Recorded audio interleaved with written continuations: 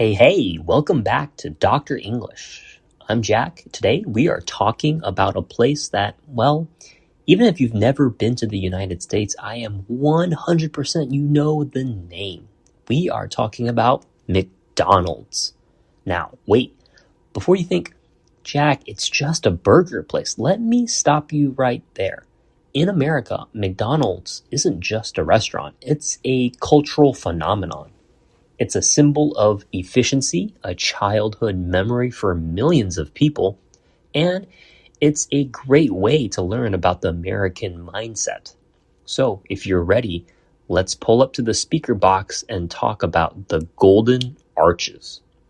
Let's start with the logo, those two giant yellow curves. We call them the golden arches.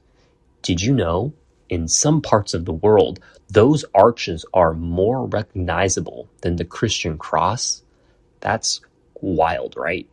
But in the United States, McDonald's represents the birth of the fast food culture. Before McDonald's, back in the 1940s, if you wanted to eat out, you went to a diner.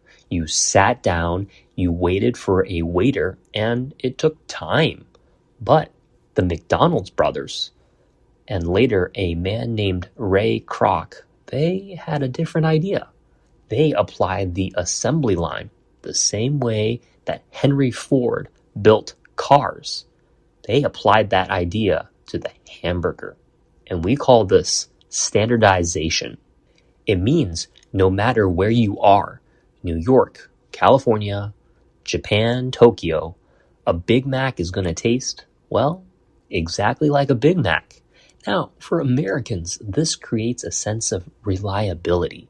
When you're on the road and you're tired and hungry, you see those golden arches, that M sign, and you think, okay, I know exactly where I'm going. And speaking of road trips, we have to talk about the drive-thru. McDonald's didn't invent the drive-thru, but they perfected it. In English, we call that area where you order the speaker box. You drive up your car, you pull up, and a voice says, "Welcome to McDonald's. May I take your order?" And you talk to a piece of plastic. It's a very American experience. Eating a meal with one hand and driving with the other hand. Now let's talk about why Americans have such an emotional connection to this place. And it really starts when we are kids. It starts with the Happy Meal. The Happy Meal is a great idea. It's a stroke of genius. You get a burger, some fries, a drink, and the most important part, the toy. For an American child, getting a Happy Meal, it's a major event. It's a reward for getting good grades or a treat on a Saturday, and this creates what we call brand loyalty. And by the time the child is an adult, they associate the smell of McDonald's fries with happiness. So let's talk about those fries for a second. In the United States, fries are the golden standard. Some people have very strong opinions about them. They have to be hot, they have to be salty, and they have to be crispy. If they're soft or they're cold, then we call them soggy. And nobody really likes a soggy fry. We also have a specific vocabulary for the menu. You don't order a burger, you order a value meal or a combo. Number one is usually the Big Mac meal, and number two is the quarter pounder with cheese. And then they have the American word of supersize. And technically, they stopped using the word supersize a few years ago after a movie documentary came out. But Americans still use it as a word. Can you supersize that? It just means to make the fries and the drink as large as possible.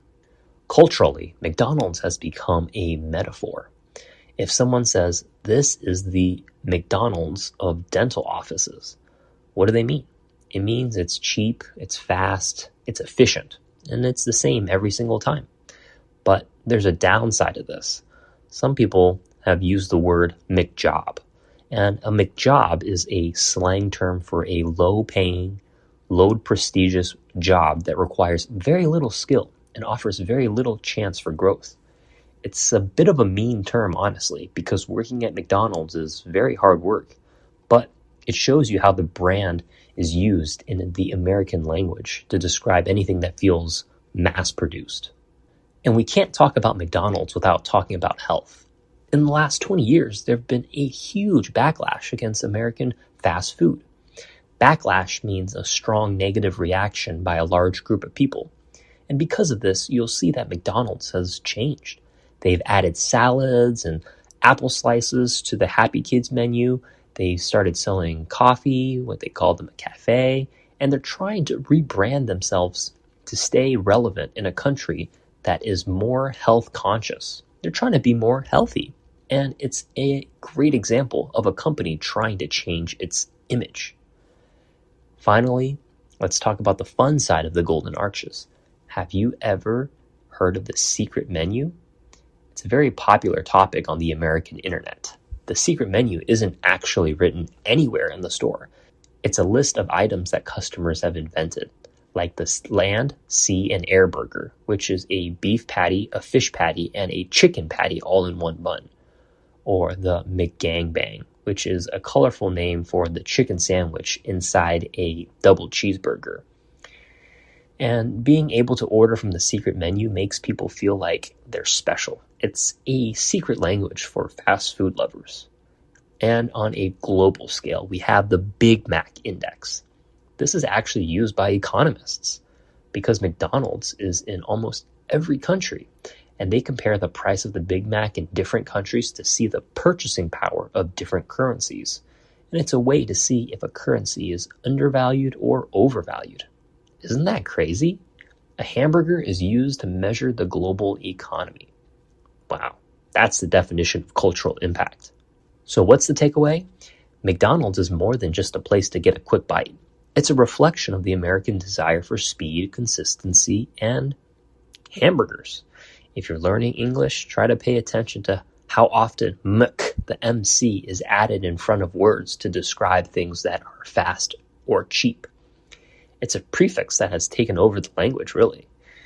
All right, well, I've talked so much about fries. I think I'm going to go get some. Anyways, this is Jack. This is Dr. English, and thanks for dropping by. Keep practicing your English. Watch out for those McJobs, and I'll see you in the next one. Bye!